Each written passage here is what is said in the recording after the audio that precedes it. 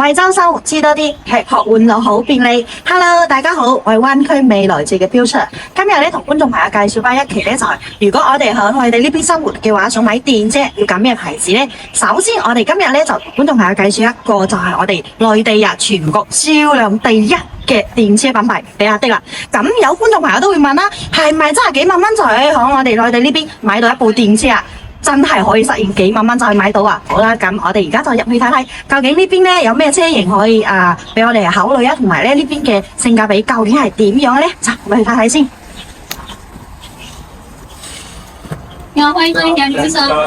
咁而家我哋就入到嚟裏面啦，咁都揾一個小姐姐幫我哋介紹啦。大家好，我係比亞迪呢個大亞灣嘅旗艦店就係銷售嚟㗎。我叫可蘭。大家好。係咁，有啲緊張啊！第一次見大家，唔好意思啊。咁今日就麻煩我哋呢個可蘭小姐姐幫我哋介紹一下。咁喺我哋呢邊嘅比亞迪啦，都係比較出名一個電車品牌啊。咁我想知咧就係喺我哋呢邊有咩車型啊，係比較適合我哋香港嘅觀眾朋友去考慮啊，或者係性價比最高嘅。可以。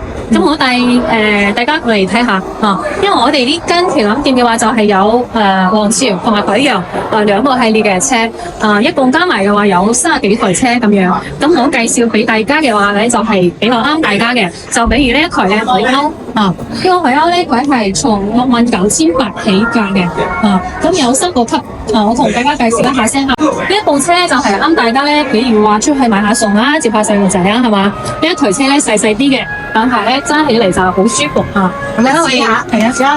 如果坐入去嘅話咧，感覺係啊。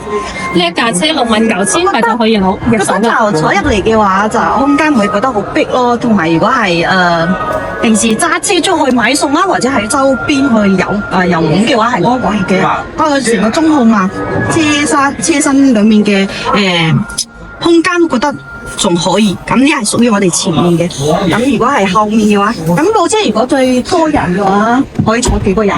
一共坐4個人。4個人。就呢部車如果坐嘅話，就坐4個人咯。咁坐後面，我覺得空間都可以唔會逼咯。加上去嘅話，坐直之後仲有個拳頭嘅位置，唔會逼。空間係唔錯嘅。咁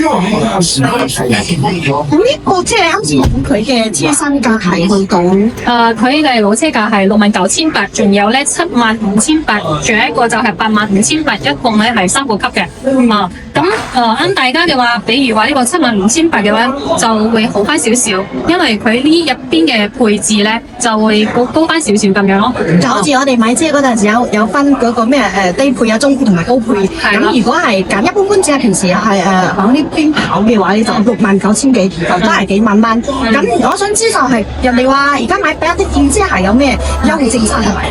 咁依家咧就係咁樣嘅就我哋政府咧係有個補貼俾你嘅，比如話咧你買7萬到15萬嘅車咧，佢係有2,500嘅補貼俾到你嘅，所以咧依家買車係好抵噶。就係我哋原來嘅指導價上面咧仲可以優惠2,000幾度，最高係幾多？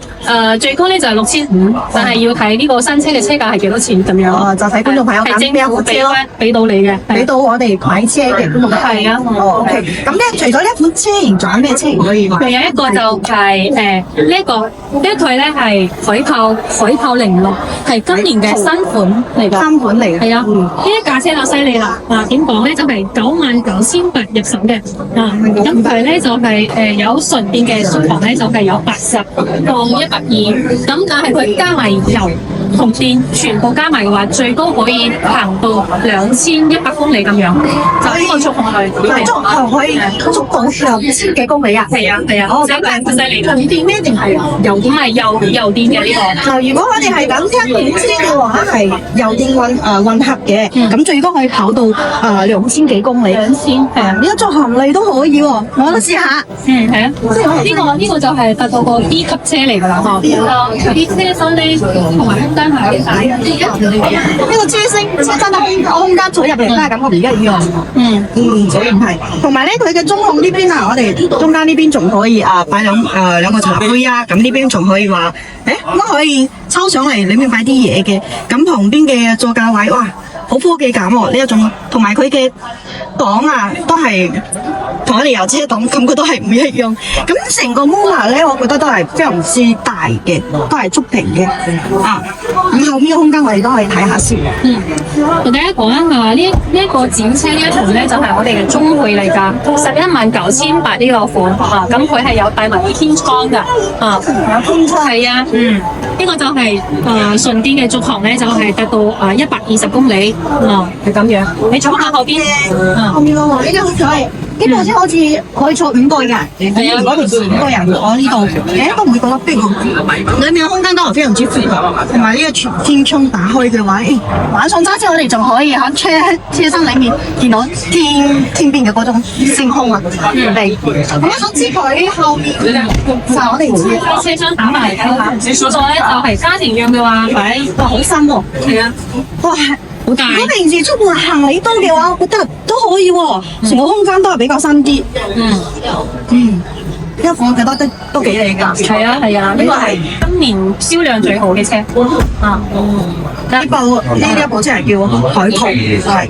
咁除咗呢一種之外嘅話，我想問如果因為有啲觀眾朋友想話揀啲就係比較大啲嘅空間SUV 嘅電車有冇啊？仲有一款咧就係性價比好高嘅，咁行呢邊啦，過嚟係，我本人咧係比較中意揸 SUV 嘅，係想你係㗎，宋 Plus GM25款嘅啊，呢一部車咧係我哋 SUV 入邊咧就係銷量係好好嘅一款車嚟㗎，咁你可以去到主駕嗰度坐下，咁我咧帶你我覺得呢個高度咧差唔多同埋本人咁高。係啊係啊，呢架車嘅空間係好大，你坐喺主駕，我坐喺副駕，等陣我同你介紹一下我哋嘅車嘅啲特色，好嘛？可以同你介紹下我哋比亞迪呢個特點啦嚇，因為好多朋友係冇用過呢個新能源嘅車㗎，咁我哋比亞迪有一個功能咧，就係話可以發呢個口令俾佢，比如話你叫佢做乜嘢係嘛？唔使話去呢度去揾佢嘅，唔使去觸屏。係啊，咁我示範一下俾你睇下。你好小迪，播放音樂。那它其實帶我們的空間你好小迪，暫停音樂，關閉車窗。佢係可以20秒內入邊咧就可以呢個指令俾佢，佢都可以接受呢多項嘅指令嘅，比如話開天窗啊、導航啊、開音樂啊呢啲嘢都可以叫佢做呢啲嘢，咁咪好方便咯。係啊，咁我哋自己係一邊揸車一邊去點呢個觸屏，可以直接我哋語音輸出就可以啦。係啊，冇錯，因為你揸車嗰陣時就安全啲噶嘛，係嘛呢啲就係方便啲。咁啊，我想問就係呢部車嘅話，佢係純電嘅咧，定係話都係油電嘅？呢個係油電嘅，佢同樣都係有純電嘅，兩款咯。係啊，都有嘅。油電同埋純電，咁有咩分別咧？都因為油電嘅話有發動機啊嘛，要加油，就係佢有呢啲油咧就得噶啦。就佢純電嘅續航會低啲，比如話佢純電嘅續航有112，仲有160咁樣。咁加埋啲油嘅話，就係可以行到1500公里。如果係油電嘅話，就可以最高續航去到1500公里。咁如果係純電嘅話咧？純電嘅話有520公里嘅。520公里。咁如果平時我哋想話咧想入油油電混合嘅話，可以選擇呢一種油電嘅。咁佢最高咧可以跑到1500公里。咁如果話我唔想入油嘅話，只係想單純咧去買一部電車，咁一款嘅話，佢最高電車純電咧係續航去到560公里。就睇我哋如果想話揸SUV 嘅車型嘅電車啊，咁邊一款係最好嘅？咁我覺得呢，可能小姐姐介紹得幾好嘅，因為呢一款車，哇，我第一眼都幾中意啊！首先佢成個車廂係顏值好高咯，同埋咧佢空間都係非常之唔錯。同埋而家目前嚟講咧，比亞迪佢響成個我哋國外嚟講咧，佢嘅銷量係第一嘅，佢做到全國第一。同埋咧隨便如果我哋唔想話咁高嘅配置嘅話，幾萬蚊6萬左右，我哋就可以買一部。啱先第一款係叫海鷗係咪啊？海鷗部車，咁海鷗部車嘅話，佢嘅續航力我哋啱先305公里，就305公里。咁如果平時我哋跑完就係部車充滿電，跑完嘅話咧，翻去屋企啊，或者係翻去充電站嗰邊加一次電嘅話，要幾耐？最快嘅話？咁嗰啲純電嘅話就係可以有快充啊嘛，有快充就係30分鐘，半個鐘半個鐘到1個鐘咁樣咯。如果係如果我哋跑電啊，冇咩理要去充電嘅話咧，就最快半個鐘到1個鐘就可以啦。係啊。咁如果晚上喺自己樓下去充電嘅話咧，就會係咪有限時話要充6個鐘啊、7個鐘、8個鐘？唔係，嗰啲係叫做慢充嚟㗎。慢充係。咪充裝咧就係要5個鐘咁樣。咁咧我哋一度電咧就係一頭就係1個半，個半一度電。咁如果係夜晚12點鐘之後咧，好似係365咯咁樣咯。就日頭充電嘅話咧就會貴少少，晚上充電嘅話會平啲。咁我哋真係要挑時間去充電啦。好，咁呢款車咧我哋就睇完之落嚟。